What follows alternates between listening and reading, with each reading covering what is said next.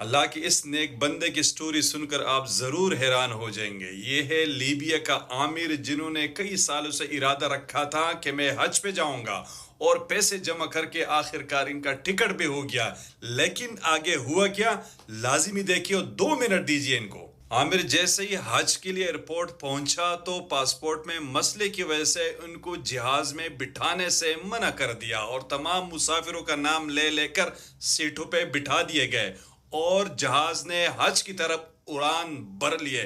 لیکن عامر مایوس نہیں ہوا، ویٹنگ روم میں انتظار کرتا رہا اور خدا کے کرشمے کا انتظار کرتا رہا۔ ایئرپورٹ پہ عامر کو لوگ سمجھاتے رہے کہ جہاز اڑ چکا ہے، آپ کا نام نہیں آیا، اگلے سال کے لیے اللہ سے دعا کرے، محنت کرے، اگلے سال آپ جائیں گے۔ لیکن عامر ایک ہی بات کہتا رہا، میں ضرور جاؤں گا، انشاءاللہ میں ضرور جاؤں گا۔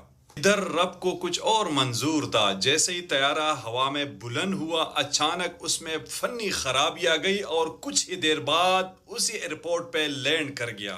عامر کو جیسے ہی معلوم ہوا کہ جہاز لینڈ کر گیا اور ایئرپورٹ حکام نے ان کو بٹھانے کی اجازت طلب کی، تو پائلٹ نے سیڑھیاں کھولنے سے انکار کر دیا۔ کچھ ہی دیر بعد فنی خرابی دور ہو کر جہاز ایک مرتبہ پھر فضا کی طرف بلند ہوا، اور اس بار بھی عامر نہیں لے جا سکے۔ لیکن یہ مرد مومن نہ مایوس ہوا، نہ گھر واپس چلا۔ حکام نے دوبارہ ان کو سمجھانے کی کوشش کی کہ اب ساری امیدیں ختم ہو گئی، اب آپ گھر چلے جائے۔ لیکن اس بار ان کا جواب لبریز تھا۔